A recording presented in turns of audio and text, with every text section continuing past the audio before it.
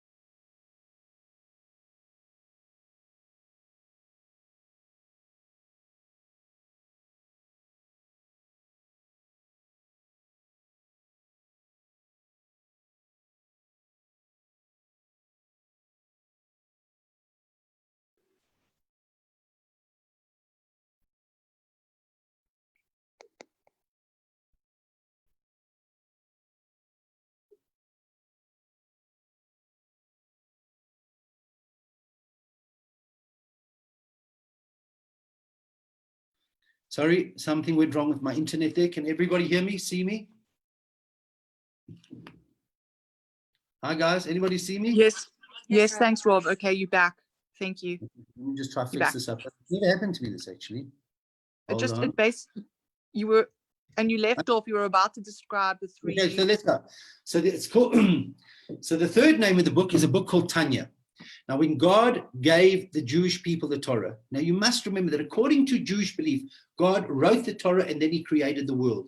The Torah is the blueprint for the creation of the world. So when we read the Torah on a simple level in shul, God made it so palatable that even a 5 or 6-year-old child can read the Torah and comprehend God. So I want to just delve into that for a second. We are finite people. We live in a finite world. How can we download within us godliness? So what God did, this infinite God squashed himself. He condensed himself into a book form called the Torah. That Torah is so palatable that even a 5-year-old child can read the story. And what is he becoming one with? He's becoming one with God. But the Torah is much, much deeper. It's much, much deeper than the story. Now, when Moses goes up on Sinai, he goes up, he stays there for 40 days, 40 nights, and he downloads the entire Torah. The written law, the oral law, everything is downloaded with Moses. And everything had to be revealed at a particular time in history. And there's a method to all of this. Good.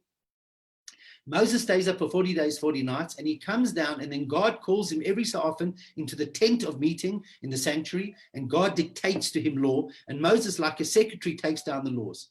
By the time Moses is finished, the 5 books of Moses, the Chumash, is completed. That becomes Moses's book. Then there were prophets who lived after him, and et cetera, and Psalms, and that all becomes what we know as Tanakh. But it's all the written law. It's what the non-Jews refer to as the Old Testament. But that is Tanakh, right? The 5 books of Moses and all the writings that came afterwards. But at the same time, you had the key words. At the same time, when God gave Moses the written Torah, at the same time, he also gave him an oral tradition. He gave him tools with which to mine the Torah. So just imagine a farmer is given a piece of land, and he says, he's given instruments and mining equipment. And he says, if you use these pieces of equipment properly, you can mine the land, and you can find diamonds, and you can find gold, and you can find rubies, and you can find sapphires, and a whole bunch of things. It all depends if you use the rules or not, if you use this mining equipment. When God gave Moses the Torah, he also gave him tools with which to dig into the Torah. And when you dig into the Torah, you can bring out law, you can bring out allegories, and you can even bring out mysticism, a study of the spiritual world. That's absolutely amazing. He gives this all to Moses. Good. Now, the laws that he gave him in the oral tradition were kept oral, purposely kept oral. Why? Because once something's oral, you keep it alive. Once you write it down, you actually forget it. For example, when I was at school, we all knew our tables off by heart, inside, outside, backwards. Once the calculator became popular, who knows their tables today? Very few people know them like they knew them many years ago. So that's why God wanted the oral tradition oral. So let me give you a good example. I'll give you 2 examples. In the Torah, it says, and you shall write them on your doorposts. But it doesn't mean you should take a pen and write the Torah on your doorposts. What does it mean, a mezuzah? We only know that from the oral tradition. It says in the Torah, you shouldn't cook a kid in its mother's milk. We know that means you're not allowed to eat meat and milk, you're not allowed to cook meat and milk, and you're not allowed to benefit from a meat and milk mixture. Where do we know that from? The oral tradition. It says in the written Torah, an eye for an eye and a tooth for a tooth. The oral tradition says it doesn't mean that if somebody takes out your eye, you take out their eye. It means the value of the eye. That's all in the oral tradition. And it was kept oral to keep it alive. And remember, even if you go to Jerusalem today, you can see that Torah is alive. How much more so 2,000 years ago, 2,500 years ago, when the Sanhedrin was alive. If there was anything that needed clarification, you went to the Sanhedrin, you had the greater sages, you had 1 or 2 prophets there. It was the most amazing experience. Kept it alive. When the Jewish people were going into exile, the leader of the time was Rabbi Yehuda HaNasi. He's buried in Tiberias, and we'll speak about him a lot in later shurim. When Rabbi Yehuda HaNasi saw the Jewish people going into exile, and there was no books at the time, and there was no internet, and there was no telephones, he said, "Oi, how's the Torah going to survive?" And basing his decision on a sentence found in the Torah that you have to protect God's Torah, he decides to write the oral tradition down. But when he writes it down, and these are my own words, he writes a book that's not a book. You read the book that he wrote down, which becomes known as the Mishnah. It's just like he says this, because he wanted to write down as little as possible, because he wanted to keep the oral tradition alive as much as possible. And that becomes known as the Mishnah. And there's 6 orders to the Mishnah. But not everything did he edit into the Mishnah. Good. So now we know what Mishnah is. The sages of the Mishnah are now dead, and a new generation of sage arises, and they want to understand the Mishnah, which explains the written Torah. And for about 300 years, sages debate what's written in the Mishnah, and that becomes known as the Gemara. Good. Now, why is that important? So when we speak about the Talmud, it's the Mishnah and the Gemara. Now, we can easily find a Mishnah. There's a book called the Book of Mishnayos. It has all the Mishnahs in it. Whatever Rabbi Yehuda Hanasi didn't put in to the book of the Mishnah, they're important because it comes from the level of sages that lived at that time, where they're known as, I'm going to use the English word appendixes, or in the Aramaic word brises. Where are they found? Those teachings that didn't make it into the book of the Mishnah are found scattered amongst the pages of the Gemara. And they are called brises. Now, if you're reading a piece of Talmud, and remember it's written in Aramaic, how do you know if the Gemara is quoting a Mishnah? It says, none. We learned in a Mishnah. Okay. How do you know if a brisa, if an appendix is being quoted? It says Tanya. We learned in an appendix. Okay. So why is this? So the third name of this book is called Tanya. Why is it called Tanya? Because the Alter Rebbe, the author of this book, starts his book with a quote, which is actually a brisa. It's an appendix to a Mishnah. Where is it found? Now let's open the book now. Let's open it to the first chapter. The first chapter is a few pages into the PDF I sent you. Where is it found? So Tanya, I'll tell you the exact page in a moment. It's page, I sent you the PDF.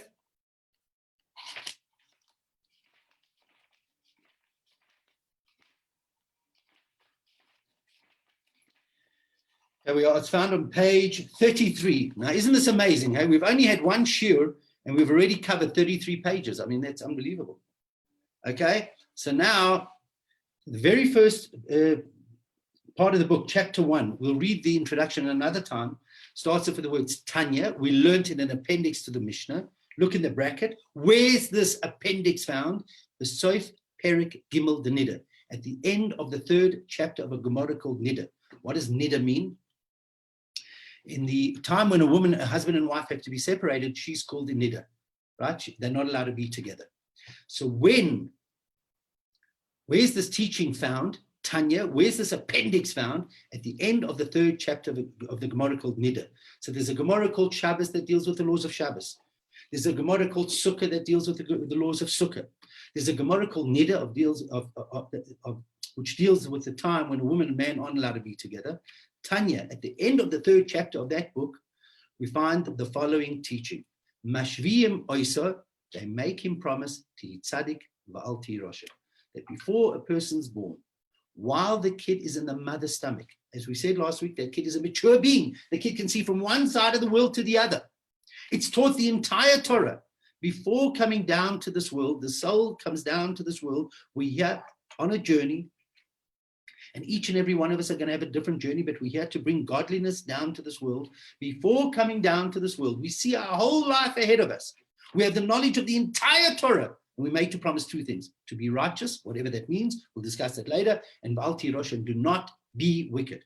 And then this appendix, this brisa, tells you another piece of information, and that is, that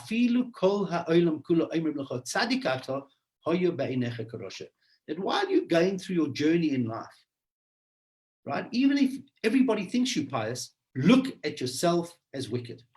That is the appendix. That is the appendix. The Alter Rebbe is going to ask 2.5 questions in this. Number one, let's understand this appendix. Let's understand this appendix. This appendix told me that before we're born, while we're in the mother's stomach, as a mature being, seeing our whole life ahead of us, we make two promises. One is to be righteous and not to be wicked. Okay, we can understand that. We asked the question last week, which we didn't clarify yet. Why do we make 2 oaths? We're not sure yet.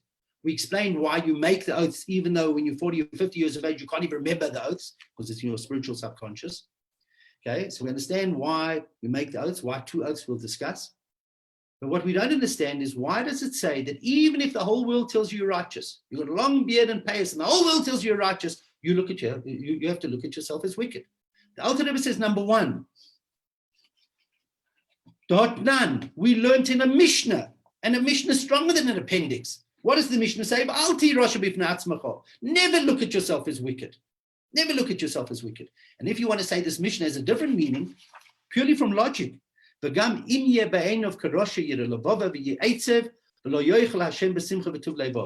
you look at yourself as wicked, something's going to happen to you. What's going to happen to you? You're going to be depressed. Your heart is going to be sore. If you're depressed, you're not going to be able to serve God with happiness. So what if you don't serve God with happiness? No, there's a law in the Torah. Ivdu es Hashem besimcha. You have to be happy. But I've sinned. You've sinned. Funny enough, if you look at today's Tanya portion, because we divide Tanya up to learn it throughout the whole year, no matter what sin a person has done in life, if you've done a sin, you apologize to God, you repent properly, you apologize to God, you give tzedakah, you resolve never to do that again, you strengthen your relationship with God, and you put it behind you. So you're never allowed to look at yourself as wicked, because if you look at yourself as wicked, you're going to become depressed. But I've sinned, so repent, fix it up, become a better person. So you're never allowed to look at yourself as wicked. So how can that appendix say you've got to look at yourself as wicked, right? Now, what happens if you say like this? Well, you know what I'm going to do? I'm going to look at myself as wicked, okay? But I'm not going to become depressed. He says, Im lo yidor baba klal mizeh, yoichel lova lidei kadus chas v'sholom. If you look at yourself as wicked, besides the fact that it contradicts a Mishnah, what's going to happen? Even if you don't become depressed from it, the whole thing's going to become frivolous to you. The whole thing's going to become light to you. And that's not good either, because you'll become frivolous. You won't care for it. So whichever way you look at it, this appendix that we started with, this Tanya that we started with, doesn't make sense. In order to explain this, the Alter Rebbe is going to take us on a journey. Now, I don't mind if you haven't fully understood it today, but I'd like you to read it through during the week. Just a few lines that we did. I want you to become at home with it. Because it's hard. You need to download it. But in order to understand this Mishnah about the two oaths, why we make two oaths, in order to understand the contradiction between this and the Mishnah, and even if the whole world tells you you're wicked, you have to look at yourself. Even if the whole world tells you you're righteous, you have to look at yourself as wicked. In order to understand this, the Alter Rebbe is going to take us on the most fascinating journey to a journey on understanding our souls. That, as I said last week, we have two people within us. We have two souls within us. And in chapter 1, we're going to learn about the two souls. Chapter 1, we're going to ask a whole bunch of questions. But we're also going to be introduced to the fact that we have two souls. Now, before the Alter Rebbe wrote this in Tanya, most people did not know that. And we'll explain that at another time. But we're going to learn about two souls. In chapter 2 and 3, we're going to become so in touch with our godly soul. And that, by the way, is the first section of the classes that we're going to be learning. Learn about your godly soul. Know the godly soul that you have within you. Chapter 4, we're going to learn how the godly soul functions in our body. Chapter 5, we're going to learn what happens when a bunch of ladies and a rabbi sit here and learn Torah, what's happening in the world. 6, 7, and 8, we're going to learn about the animal soul. Chapter 9, we're going to learn where they are. The godly soul's in your brain and the right ventricle of your heart. The animal soul's in the left ventricle of your heart to fight. That every single day of your life, you're going to have struggle. And you've got to understand that, by the way. In Jewish law, to be righteous doesn't mean the way you think, the way you feel. It's doing what God wants you to do. And some of us are born to have struggle. Chapter 10, we're going to understand what a tzaddik is. Chapter 11, we're going to understand what a Rasha is. And chapter 12, we're going to focus in on the intermediate person. And here it's going to be mind-boggling what we're going to learn, actually. I want to come back. How much time do we have? I want to come back to understand this, that I said that you have to serve God with happiness. What does that mean? You have to serve God with happiness. What happens if a person finds themselves in a situation that things are wrong, right? That things aren't right around you. So this is the most amazing thing.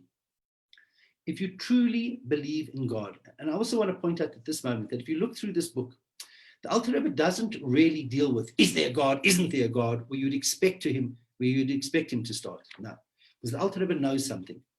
The Alter Rebbe understands the human being. He understands the godly soul within us.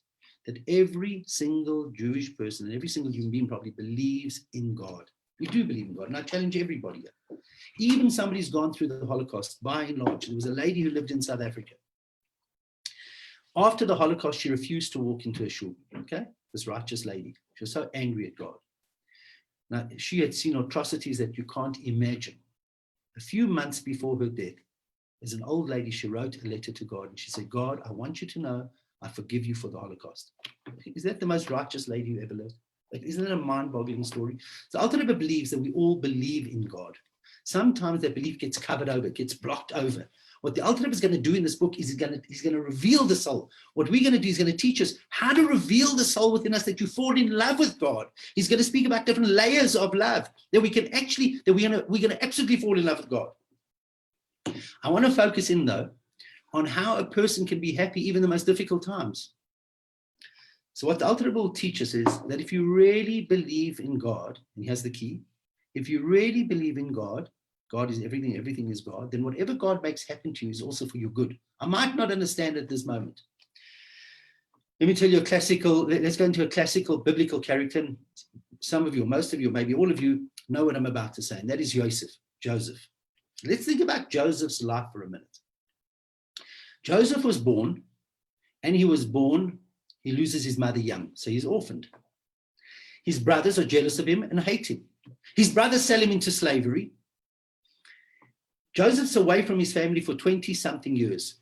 Do you know why he doesn't contact his father for all those years? I mean, Egypt was only, I think, an 11-day journey. So why doesn't he contact his father in that time? Because he wasn't sure, according to one commentary, that his father was part of the plot or not. So now, Joseph's brought up, he's orphaned by his mother. His brothers hate him and sell him into slavery. His father is not sure if he's part of the plot. Now let's go from Joseph's life from now. This young boy of 17 years of age is taken down to Egypt. He gets a job. The problem is that his boss's wife falls in love with him. One day there's a public holiday. Her husband is away like everybody else. For the public holiday, there was a whole celebration, and she tries to seduce him. He's tempted, but he runs away. This little boy is 17 years of age, and he's falsely accused of rape. He spends the next 12 years in prison. But if you follow Joseph, Joseph is never, ever down. Why is Joseph never down? Because Joseph lives with something. You know how we see that he's never down? When the chief butler and the chief baker have their dreams, Joseph walks over to them. This is 10 years into his prison sentence in an Egyptian prison thousands of years ago. And he says, why are you down? What do you mean, why am I down? I'm in prison. That's why I'm down. Anyways, Joseph's never down. But eventually Joseph becomes the prime minister of the land of Egypt. And why? How does Joseph get through all of this? Because Joseph lives with something. That if God has put me in a situation, I don't necessarily feel it's the best for me, but if Hashem wants me to be here, there's purpose in it. And if there's purpose in it, I understand it. I have to do what I have to do. And that brings the happiness. Because when somebody's living with purpose, when somebody understands that God has put me in a situation, there's something I have to do here. I might not comprehend it with my limited level, but there's something that I have to do here, then all of a sudden everything's light around you. And that's why Joseph, by the way, although he was tempted, he could never sin, because Joseph understood something. Joseph understood that he wasn't bacteria that grew. Joseph was a godly soul visiting this world, and he had a mission to fulfill. Now, if we all lived like that, all of a sudden, it brings a happiness to us.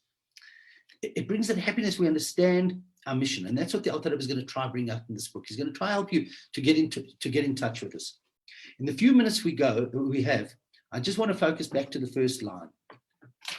What you'll learn in this book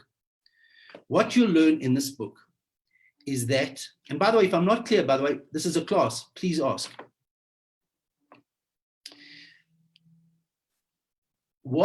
You can type your questions. How did the Alter Rebbe start off with this book? He starts like this: Tanya. Now we learned what the word Tanya means. Tanya means we learned in an appendix to a Mishnah. So Tanya has three meanings, as I said. It's a Russian name, Tanya. And now we also learned that it means we learned in an appendix. The third meaning I'll give you next year. But Tanya, we learned in an appendix to the Mishnah. Where is this brisa found? Besof Perek Gimel de Nida, at the end of the third chapter of the Gemara called Nida. Now, as we go through this book, you will see that the Alter Rebbe will quote to us from different sources the whole way through. But not always does he tell us where he's quoting from. Sometimes he says, we find in the Gemara. Over here, he tells you exactly where he's quoting from, and he puts it in brackets. The Rebbe explains that the Alter Rebbe is teaching us something deeper here. He's not just teaching us that this particular teaching can be found in the end of the third chapter of the Gemara called Nida, but he says like this: this book is going to reveal something to the world that wasn't known before it was written. Now, Tanya came out in the year 1797. The Alter Rebbe wrote a few books. Code of Jewish Law, which is a magnum opus, a long book. Took him a year and a half. Tanya, which is a very short book, took him 20 years. Okay. The Alter Rebbe reveals to the world a teaching that had never been revealed to the world before. That although Moses had it, and although Rabbi Shimon Bar Yochai had it, the Alter Rebbe reveals to the world a teaching that hadn't been revealed to this world. And that is it's not just a study of the souls, but a whole level of godliness is going to be revealed. And we'll discuss that in a later year. When the Alter Rebbe writes in the beginning of the book, Tanya, we learned an appendix to the Mishnah. Where's this appendix found? At the end of the 3rd chapter of Niddah. He's not just telling you where this teaching is found, but he's actually answering the question of why this book had to be written in the year 1797. And let me clarify. If you know the history of the world, in fact, there have been 3 chapters to the history of the world. What does that mean? That by the year 6000, we now 5,780. By the year 6000, Mashiach has to come and heaven has to be revealed on earth because it's God's Shabbos. Because we count 7 days, but we can also, every 1,000 years is also a day in God's counting. So by the year 6000, Mashiach has to be here. By the way, if Adam and Eve wouldn't have sinned, godliness would have been revealed on this world and there would be no more suffering, no darkness, no crying, no tears. But for good reason, or for some reason, Adam and Eve decided to sin, and we'll explain that at another time as well. But anyways, Adam and Eve sinned, and they caused the 3 chapters of Jewish history. The first chapter of Jewish history is the first 2,000 years. From the day Adam and Eve were created, and we have to understand that, how could Adam and Eve sin if they were created by God? And the commandment not to eat from the fruit of the tree of knowledge was 3 hours. So why did they sin? Okay, we'll discuss that another time. But anyways, Adam and Eve sinned. They ate from the fruit of the tree of knowledge on Friday afternoon. If they would have waited till Shabbos, all our souls would have descended. Heaven would have been revealed in this world, and there would have been no death and no suffering during pregnancy. Anyways, Adam and Eve sinned, caused God to become a bit less revealed in this world. Cain kills Abel, and the world just spirals downward. And then comes the flood, and then comes the Tower of Babel, the Tower of Babylon. That chapter of history, that period, the 2,000-year period, is known as the first chapter of our history, the chapter called Chaos. 1948 years after the creation of the world, Abraham Avinu is born. And for the next 2,000 years, monotheism is revealed in this world. And Abraham Avinu is the beginning of it all. And then comes Abraham and Isaac and Jacob, and eventually Moses brings the Torah down to this world. And then comes the Mishnah being written, and then comes the completion of the Gemara, and that also takes 2,000 years.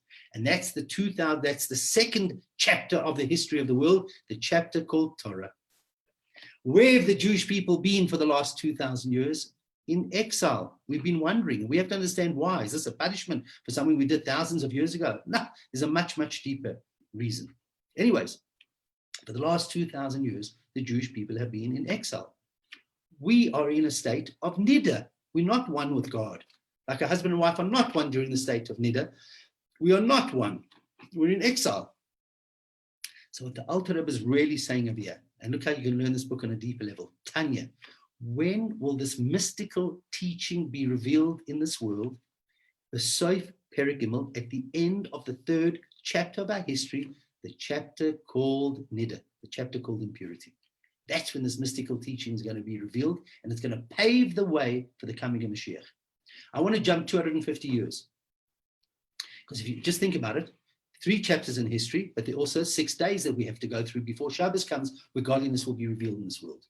The last quarter of the day, the last quarter of the year, the last quarter of the day, think about it, would be the year 1989, 5750. That's not long ago, by the way. Right? Now, what happened in that year? What happened in the year 5750, which is the last quarter of the day? In other words, it's Friday afternoon in God's counting. There was an evil force in the world called communism that lasted for 70 years. And communism denied the state, the essence of God, the existence of God. And communism was a very cruel regime. And when was that abandoned? In the year 5750. And what else fell that year? Apartheid fell in that year. And we know that you have to bring in Shabbos a little bit before Shabbos. We don't wait until the exact time to bring in Shabbos, we bring it in before. So right now, we're right now standing to greet the revelation of Mashiach. And that's what this book is actually going to reveal to us. You'll see that it'll reveal the soul within us. And that's why the Alter Rebbe says, Tanya, when will this teaching be revealed in this world? At the end of the 3rd chapter of our history, it's a chapter called Niddah. Also, by the way, what's interesting to point out today, that if you juggle the letters of Tanya, the way it's spelt in Aramaic, if you read it, it can also read Asan. What does Atan mean? Atan means strength. And when you pick up this book at any level and you read this book, it'll give you a strength, a wherewithal that you never knew you had before to overcome that what you have to overcome and fulfill the challenges that God has put before you and do what you have to do in this world. And that's amazing, by the way. We don't even realize how powerful we are. We don't even realize how much soul energy we have. That's what Tanya will give you. Now, the last thing I want to deal with today is who calls a book by the first word? I said to you, this book has 3 names. That is Sefer Likutei Morim, Collected Talks, and we explained why is it called Collected Talks. Talks of what I heard from the Baal Shem Tov and the Maggid of Mezrich, etc. It's also Likutei Morim, Collected Talks. If you met me privately and you have questions that I'm talking to you privately, it's having a private audience with me. It's called Sefer Shel Beinonim because it's the book for the middleman, not for the tzaddik and not for the Rosha. By the way, the Alter Rebbe also wrote another book called the Book for Tzaddikim. And apparently one day it just went up in flames. Digest that story. And it's called Tanya because it starts off with the word Tanya, which means, as we've explained, we learned in an appendix to a Mishnah, we learned in a Brisa, and this Brisa is found at the end of the 3rd chapter of Niddah. I want to ask you, who calls a book? If you're reading a book and the book starts once upon a time, nobody calls the book once upon a time. So how come this book is called Tanya when it has 2 other names? And this is what the Rebbe says is unbelievable. And that is, we know that there are different types of sicknesses in this world. So there was cholera and there was polio and now there's COVID-19. You can't see them with your physical eyes, but these are terrible sicknesses. There's another sickness. There's another sickness in the world, and the sickness is called Tanya. So the one word of Tanya the one explanation of Tanya is a Russian girl's name. The second explanation of Tanya is we learned in an appendix to Mishnah. But if you look into the writings of the Arizal, the famous Kabbalist who lived in the 15th century, Tanya is also the name of a very evil force in this world. And that evil force, you can't see it with your physical eyes, but wants to prevent Mashiach from coming. It's a terrible evil force. How do you kill that evil force? By learning this book called Tanya. And that's why the Alter Rebbe wanted this book called Tanya, even though it had 2 other names, because the real essence of this book is to defeat that sickness. It's to defeat that sickness. And if I'm not mistaken, that sickness has to do with arrogance. Because by learning Torah, it should make you more humble. And yet you see sometimes when you learn Torah, you can become more arrogant. And that's like an arrogant person and God can't stay together, can't be together. So in order to defeat this terrible, terrible sickness, this clipper, this evil force in this world, the Alter Rebbe said the teachings of this book will kill it. And that's why he wanted the first word to be called Tanya. That's why he wanted a quote from a Tanya. And that's why the book becomes known as Tanya. But you have to ask a question then. Why don't other books start with the word Tanya if you want to kill this evil force? So the Alter Rebbe explains, or the Rebbe explains that in fact, there are 2 levels of learning Torah. There's the revealed dimension of the Torah, and there's the esoteric dimension of the Torah. The revealed dimension of the Torah, the light, and I say this with caution, is not strong enough to kill that evil force. It's only esoteric, it's the more spiritual dimension of the Torah that is strong enough to blind the eyes of that evil force. And that's why if you look at the book Idra Rabbah, which was written by Rabbi Shimon Bar Yochai, the father of mystical teachings, he also starts off his book with the word Tanya. So we're going to conclude there today. But what I want you to take, and I'm determined to go through the text as opposed to just speaking, because at least after this, you'll have the text. So what we've learned today is we've learned a little bit more about the introduction, and we'll continue going through. If I could ask you all for next week, just to read through what we've learned in English, just a few times to be at home with it, and we'll take it further. Thank you all for joining. Let me just see if there are any questions.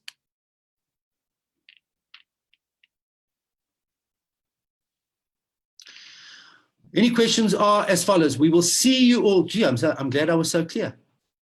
We will see you all next Tuesday, 10 a.m. Thank you, Rabbi.